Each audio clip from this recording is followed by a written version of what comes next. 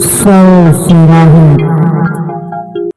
नमस्ते दोस्तों, सरसराहट से मैं माया भोई आप सभी का अपने हॉरर चैनल में तहे दिल से स्वागत करता हूँ। आशा करती हूँ मेरे सारे दोस्त, मेरे सारे व्यूअर्स, मेरे सारे subscribers happy, healthy and positive होंगे। जैसे कि आप सभी जानते हो कि हमारे इस चैनल में रियल एक्सपीरियंसेस पर कहानी सुनाई जाती है। आज की जो कहानी है वो रियल एक्सपीरियंस पे है। जैसे कि आपने मेरे पार्ट 1 में देखा, पेंटर भैया के हॉरर एक्सपीरियंस पार्ट 1 में आपने देखा कि भैया को जहाँ पर पेंटिंग का काम मिला था, वहाँ पर उनको एक्सपीरियंस हुआ, पैरानॉर्मल एक्टिविटीज़ हुई उनके साथ। अब ये जो कहानी है, ये उन भैया के साथ 2011 में घटी थी। तो जैसे कि आप सभी को पता है कि पेंटिंग का काम हम दीवार पेंट करते हैं, तो हम पेंटर्स को बुक करते हैं। वो आकर सारा मुआयना करते हैं, सारी चीज़ें देख कर, परख कर आप लोगों को बताते हैं क्या करना चाहिए, क्या नहीं। उसी तरीके से ये भैया कॉन्ट्रैक्ट लेते हैं और पेंटिंग का काम लोगों को करके देते हैं। लोगों के घर को खूबसूरत बनाना इनकी कला है। तो जगह तो मैं रियल नहीं बताऊँगी, लेकिन हाँ, अ, हुआ है ये महाराष्ट्र में ही, ठीक है। लेकिन उससे पहले सबसे इम्पोर्टेंट पॉइंट्स मैं कहना चाहूँगी कि हम अपने चैनल के द्वारा किसी भी प्रकार के अंधविश्वास फैलाना नहीं चाहते, किसी और ना ही अंधविश्वास को बढ़ावा देना चाहते। तो हम किसी की भावनाओं को ठेस पहुंचाना भी नहीं चाहते। अगर कोई भूत प्रेत या पैरानॉर्मल एक्टिविटीज़ पर विश्वास नहीं करता है, तो इन एक्सपीरियंसेस को कहानी के तौर पे सुनिए, एन्जॉय कीजिए। और जो पैरानॉर्मल एक्टिविटीज़ पर, भूत प्रेतों पर विश्वास करते हैं, वो डरते रहिए। और हाँ, पैरानॉर्मल एक्टिविटीज़ जहाँ पर घटती हो, वहाँ पर जाकर उन जगहों को एक्सप्लोर करने की कोशिश मत कीजिए। तो चलिए अपनी कहानी की तरफ बढ़ते हैं। तो ये एक्सपीरियंस जो पेंटर भैया है, उनको 2011 में हुआ था। महाराष्ट्र में एक गांव है, वहाँ पर उनको स्कूल का एक कॉन्ट्रैक्ट मिला था, स्कूल को पेंट करने का कॉन्ट्रैक्ट मिला था। तो लगभग कुछ 7-8 दिन ये का काम था इनका। तो ये लोग वहाँ पर गए हुए थे ग्रुप में। तो पहले तो इन लोगों ने देखा, सब बहुत अच्छा लग रहा था वहाँ पर, सब एनवायरनमेंट अच्छा था। और पुराने स्कूल का कॉन्ट्रैक्ट इन लोगों को मिला था पेंट करने का। तो ये सब लोग वहीं पर, मतलब अभी अपने घर से, अपनी सिटी से बाहर थे ये लोग। तो इन लोगों को सब कुछ कैरी करना पड़ता है, सामान के साथ-साथ खाने-पीने का सामान भी इन लोगों को कैरी करना पड़ता है। और होटल का खाना ये लोग नहीं खाते, क्योंकि गाँव था, तो गाँव में कहाँ पर होटल ढूँढते बैठेंगे। इस इन लोगों ने अपने साथ चावल, आटा, दाल, ये सारी चीज़ें कैरी करी थी। और वहाँ पर जिस स्कूल में इनको कॉन्ट्रैक्ट मिला था, वहीं पर उनको एक अच्छा रूम दिया था, जहाँ पर ये लोग खाना-वाना पकाते थे। और दूसरा जो रूम था, यहाँ इनको वहाँ पर सोने की अ, सारी व्यवस्था करी गई थी। तो पहला दिन बहुत अच्छा गुज़रा, ये लोग अच्छे से सब काम शुरू कर दिया इन लोगों ने। और शाम होते-होते काम खत्म करा और फिर फ्रेश होकर खाना बनाना स्टार्ट किया इन लोगों ने। खाना-वाना पकाया, सब खाना-वाना खाकर सो गए। फिर हुआ सेकंड डे। बहुत थके हुए थे, ट्रैवल करके आए हुए थे, तो ट्रैवल करने के बाद सीधा काम पे लग गए थे। और फिर पूरे दिन का काम करके थक गए थे, खाना-वाना खाकर सो गए। अब सेकंड डे ये लोग उठे, नाश्ता-वाश्ता करा, मतलब खुद ही बनाया, चाय-वाय बनाकर, नाश्ता-वाश्ता बनाकर सब खाया-पिया और अपने काम पर लग गए। और काम-वाम करके सब अ, पूरा कंप्लीट हुआ, मतलब उस दिन का काम कंप्लीट हुआ। और ये लोग शाम को फिर से फ्रेश होकर खाना-वाना बनाने लगे। खाना-वाना बनाया इन लोगों ने। और ये जो पेंटर भैया है, ये और इनके साथी, इनका एक बैंड भी है। मतलब हम अभी इनका बैंड बना है, वो शादियों में बैंड बाजा बजाते हैं, वैसा इनका बैंड पार्टी है। लेकिन तभी 2011 में ये लोग भजन मंडली चलाते थे। इनकी एक भजन मंडली भी थी और ये लोग भजन मंडली चलाते थे। तो इंस्ट्रूमेंट्स वगैरह ये लोग रखते थे अपने साथ। कई बार गए हैं 4-8 दिन के लिए, तो काम-वाम पूरे दिन का इतना वो काम करके फिर थोड़ा-सा फ्रेशनेस चाहिए माइंड को फ्रेश करने के लिए, ये अपनी कुछ ना कुछ हॉबी करेंगे ना। हॉबी जो है वो उससे अपना मन बहलाते थे। तो इन लोगों ने खाना-वाना बनाया और क्या किया, उस स्कूल में ना कुछ 7-8 कुत्ते भी थे, 8-10 कुत्ते थे। तो ये लोग क्या करते थे, अपना जो खाना था, वो जो पेंट की एक बाल्टी थी इनके पास बड़ी वाली, तो वो क्लीन थी। तो ये लोग क्या करते थे, वो जो खाना है ना, वो खाना सारा उसमें रख देते थे। मतलब वो पतीले जो थे खाना बनाकर, वो उसमें रख दिया करते थे और ऊपर से एक थाल, बड़ा वाला थाल रखते थे और उसके ऊपर वो कुछ पेंट का 25 लीटर का डब्बा वो रख देते थे। तो आप सोचो कि कितना हेवी होगा वो। एक डॉगी उसे हटाकर, निकाल कर खा तो नहीं सकता वो खाना, है ना? तो ये लोग वो खाना वहाँ पर ढक के रख दिया करते थे, जिस जहाँ पर ये इन लोगों ने किचन का काम स्टार्ट करा था। और बाहर इन लोगों को जहाँ पर सोने का जो कमरा था, वहाँ पर ये लोग मस्त बैठे, खाना-वाना पकाकर, भूख नहीं थी तो बैठे, और वो इंस्ट्रूमेंट्स निकाले इन लोगों ने। कोई हारमोनियम बजा रहा है, कोई तबला बजा रहा है, कोई ढोलक बजा रहा है, कोई गा रहा है।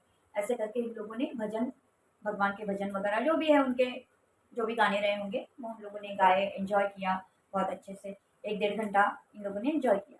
फिर बजे रात के कुछ 11 बजे इन लोगों ने बोला चलो अभी पैकअप करते हैं, अभी खाना खा लेते हैं, हमें सुबह उठना है, चलो खाना खाते हैं। खाना खाने के लिए सब लोगों ने सब सामान समेट कर रख दिया। खाना खाने के लिए उन लोगों ने वो बाल्टी के ऊपर का जो भी रखा था 20-25 लीटर का जो कलर का डब्बा, वो निकाला, वो थाल निकाला और बर्तन निकालने गए तो इनको हल्के लगे, तो इन लोगों ने निकाला, देखा, तो वो भैया बताते हैं कि दीदी, कसम खाकर कहता हूँ कि इतना सा तेल का छींटा तक उसमें बचा नहीं था, ना ही रोटियां बची थी। कम से कम कुछ 10-12 रोटियां, 10-15 रोटियां इन लोगों ने बनाई थी। जो भी रोटियां बनाई थी, जो भी जितना भी खाना बनाया था, सारा का सारा सफाचट था। लेकिन बर्तनों पर थाल वैसे के वैसे लगे हुए थे। तो ये लोग एकदम से डर गए। इन लोगों को समझ में ही नहीं आया कि हुआ क्या एग्जैक्टली, ये क्या तरीका हुआ। तो फिर इन लोगों ने डिसाइड करा कि ये कुछ देखते हैं, कहीं पर कुछ मिल जाए खाने को। तो एक दो जना गया। अब आप सोच सकते हो, गांव था वो, तो गांव में 11 बजे रात को कहाँ पर होटलें खुले मिलेंगी इनको, कहाँ पर ढाबा या फिर कुछ भी इनको मिलेगा, दुकान बिस्किट के लिए दुकान भी, कोई भी, कुछ भी नहीं मिला उनको। तो फिर मायूस हो गए, भूख तो लगी हुई थी, पूरे दिन के थके हुए थे ये लोग, और ऊपर से एन्जॉयमेंट के तौर पे और ज़्यादा हारमोनियम बजाया, तबला बजाया, ढोलक, गाना गाना, गाना-वाना गाया, तो उसमें भी तो एनर्जी लगती है। तो इतना करने के बाद भूखा सोना पड़े, तो कितनी गंदी हालत हो गई होगी उनकी। तो उस स्कूल में एक वॉचमैन रखा गया था, वो बाबा थे, मतलब कुछ रहे होंगे 60 साल के, है ना? अराउंड 60 इयर्स के रहे होंगे वो बाबा। तो इन लोगों ने वो बाबा को पूछा कि बाबा, हमने खाना पकाया था और ऐसे-ऐसे करके हमने ढका था, तो अगर कुत्ता भी आकर खोलता है तो वो बाल्टी गिरेगी ना, आवाज़ तो आएगा ना, कुछ तो आवाज़ आएगी, कुछ भी नहीं। खाना पतीले में एक बूंद भी नहीं बचा है, तेल का छींटा तक नहीं दिख रहा है, इतना सफाचट कर दिया है इस खाने को। तो उन बाबा ने इन लोगों को बताया कि बेटा, ये जो स्कूल है ना, ये एक खाड़ी पे बना हुआ है। खाड़ी आप समझते हो ना? मतलब जहाँ पर मतलब जैसे नदी वगैरह ऐसे रहती है ना, उस तरीके से खाड़ी रहती है, पानी से भरी हुई। तो उस खाड़ी को पूरा दफन करके यहाँ पर स्कूल बांधी गई थी। और इस खाड़ी में बहुत से लोग डूबकर मरे थे, कोई तैरने के लिए आता था, एक्सीडेंटली डेथ हो जाती थी उनकी, या तो फिर किसी ने सुसाइड कर लिया था। बहुत से ऐसे हादसे हुए थे इस खाड़ी में, जिस वजह से यहाँ पर बहुत सारे लोगों ने अपनी जान गँवाई थी। कहते हैं यहाँ पर एक बड़ी ही यंग लड़की जिसने सुसाइड करी थी, ठीक है? और उसकी आत्मा आज भी वहाँ पर भटकती है।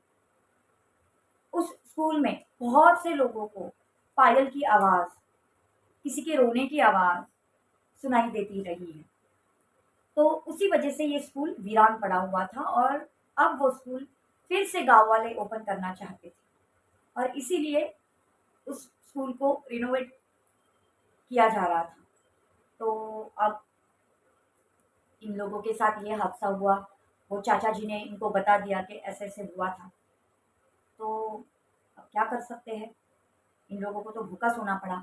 और जब इन लोगों ने सबने ये कहानियाँ सुनी, और हाँ, और एक बात, जिस जगह पर उन लोगों ने वो खाना रखा था, उस खाने की बाल्टी रखी थी, उसी जगह पर उस लड़की ने अपनी जान गँवाई थी। तो फिर उसी ने उस बाल्टी के अंदर से कैसे खाना गया, क्या गया, वो तो कोई नहीं जानता, बट खाना हॉन्टेड तरीके से गायब हो गया था। और अब क्या कर सकते हैं, सब लोगों को उस रात को भूखा सोना पड़ा। लेकिन भूख से भी ज़्यादा, ये सुन के तो उनकी पूरी भूख ही खत्म हो गई, उनको भूख वापस लगी ही नहीं, लेकिन भूख से ज़्यादा इन लोगों के दिल में इस तरीके से डर भर गया कि आप सोच भी नहीं सकते। जब ये लोग 4-5 जने थे, 4-5 या 7-8 जन थे, तो ये लोग सो रहे थे उस रूम में। उस रात इनमें से किसी को भी नींद बिल्कुल भी नहीं आई, डर के मारे कि कहीं कोई आवाज़ तो ना दे दे, कोई घुंघरू की आवाज़ आ रही है, कोई क्या, मतलब ऐसे कहीं दिखाई तो नहीं देगी ये, कहीं से हाथ तो नहीं आएगा, मतलब इस तरीके से इमेजिन करके इनको नींद ही नहीं आई। लेकिन अब कॉन्ट्रैक्ट लिया है और बहुत दूर थे ये लोग अपने घर से, तो वो वहाँ से रिटर्न आ भी नहीं सकते थे घर पे, वो कॉन्ट्रैक्ट छोड़ के। तो फिर दूसरे दिन इन लोगों ने वो जो वॉचमैन बाबा थे, बूढ़े बाबा थे, उनसे बात करी। तो बाबा ने कहा, आज तक तो किसी को कोई नुकसान पहुँचाया नहीं, मैं तो रोज़ यहाँ पर ड्यूटी निभाता हूँ अपनी। तो किसी ने यहाँ पर कोई, मतलब किसी को नुकसान तो कुछ नहीं हुआ है, डरो मत, मैं तुम्हारे साथ हूँ, तुम लोग अपना काम जब तक करते हो मैं तुम लोगों के साथ रहूँगा। बोले ठीक है। फिर 2-3 दिन काम करने के बाद कुछ मज़दूर जो थे, उनको कुछ कारणों की वजह से अपने घर जाना पड़ा, ठीक है? तो कुछ म मज़दूर वहाँ पर, मतलब जो कुछ पेंटर थे, वो चले गए, 2-3 जने। और 2 जने जो थे उनके कुछ रिश्तेदार उसी गाँव में रहते थे, तो उनको इनवाइट किया गया था कि भाई तुम यहाँ पर काम से आए हो, तो अपना काम जब इवनिंग के टाइम पे ख़त्म होता है, तो तुम लोग खाने पे आ जाओ। तो कुछ लोग वहाँ पर गए थे। अब बचे पेंटर भैया। अब पेंटर भैया ऐसे थे कि भई मैं कुछ भी बनाकर खा लूँगा, अपने हाथ से बनाकर खा लूँगा, मैं किसी के यहाँ पर जाकर खाऊँगा नहीं। बस मैं अपना अपना इंतज़ाम मैं खुद करने वालों में से हूँ, इस तरीके से इनका नेचर है। तो फिर ये सब लोग चले गए, तब तो भेजते वक़्त तो इनको कुछ नहीं लगा, लेकिन जब ये सब लोग चले गए, तब ये थोड़ा-सा अ, मतलब टेंशन में आ गए कि भई मैं अभी अकेला यहाँ पर कैसे रहूँगा? तो फिर हाँ, और जब ये अपने दोस्तों को बस स्टैंड तक छोड़ने चले गए, शाम शाम हो गई थी।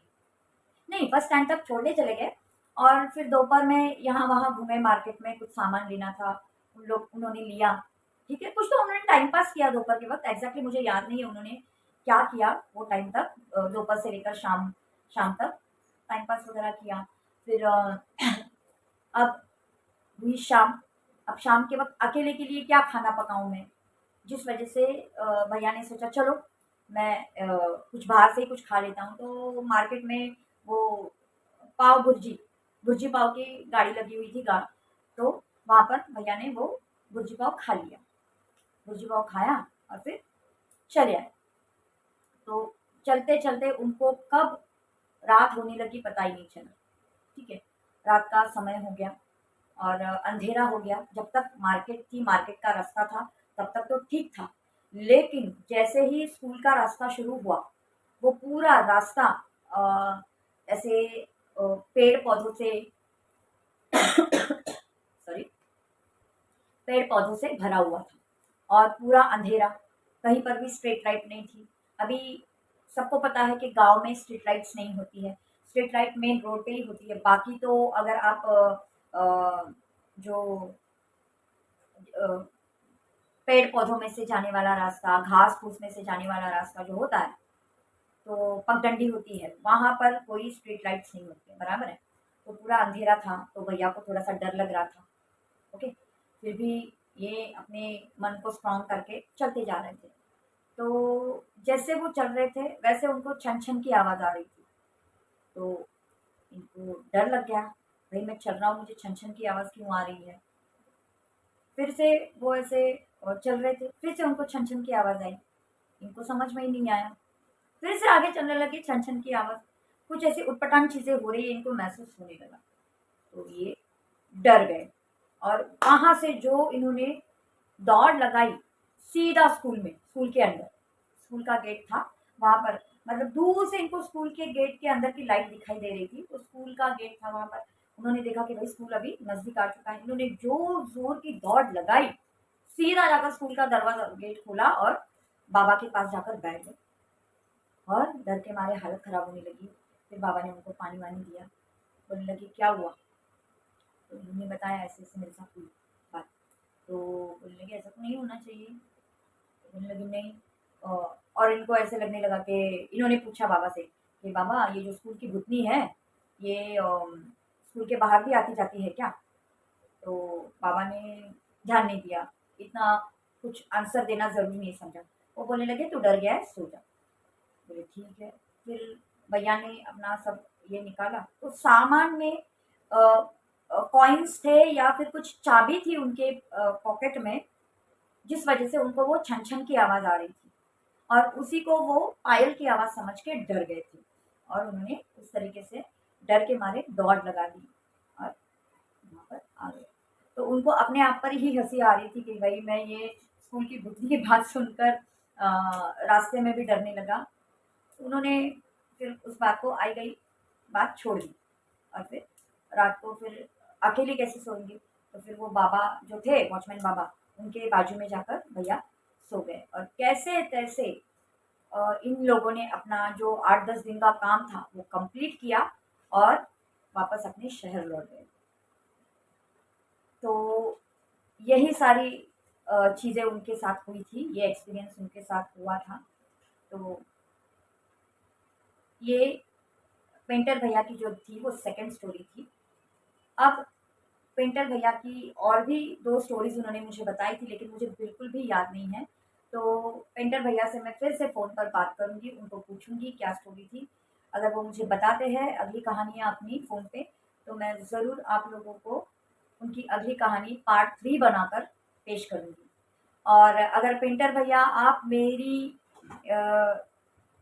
आप मेरे चैनल पे अगर अपनी कहानियाँ सुन रहे हो और अगर आप इंटरेस्टेड हो खुद होकर अपने तरीके से अपनी कहानी बताने के लिए कंफर्टेबल हो, तो मैं आपको इनवाइट ज़रूर करूँगी कि मेरे चैनल पे आप खुद होकर आइए, अपना इंट्रोडक्शन दीजिए और अपनी कहानी अपनी ही ज़ुबानी सुनाइए, ताकि लोगों को और भी ज़्यादा आपको देखकर इंटरेस्ट आए कहानी सुनने में।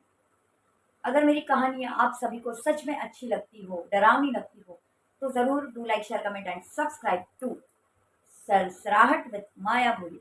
और अगर कोई इंटरेस्टेड है अपनी कहानी अपनी ही ज़ुबानी सुनाने में, तो ज़रूर मुझे कमेंट बॉक्स में लिखिए। मैं आपको ज़रूर अपने चैनल पे इनवाइट करूँगी, अपने स्टूडियो में इनवाइट करूँगी। आप अपनी कहानी अपनी ज़ुबानी सुनाइए, हमें और भी ज़्यादा खुशी होगी आपकी कहानी आपकी ज़ुबानी सुनने में। तो अब मैं चलती हूँ, अगली कहानी लेकर आऊँगी ज़रूर जल्द से जल्द। अगर भैया ने मुझे कहानियाँ सुनाई तो मैं पार्ट 3 लेकर उन्हीं के साथ आने की कोशिश करूँगी। अगर नहीं आए वो तो फिर मैं उनका पार्ट 3 बनाकर आपको अपनी ज़ुबानी उनकी कहानियाँ, उनके एक्सपीरियंसेस आपको सुनाऊँगी। तब तक के लिए शुभ रात्रि, बाय एंड कहानियाँ सुन के डरते रहिए। सरसराहट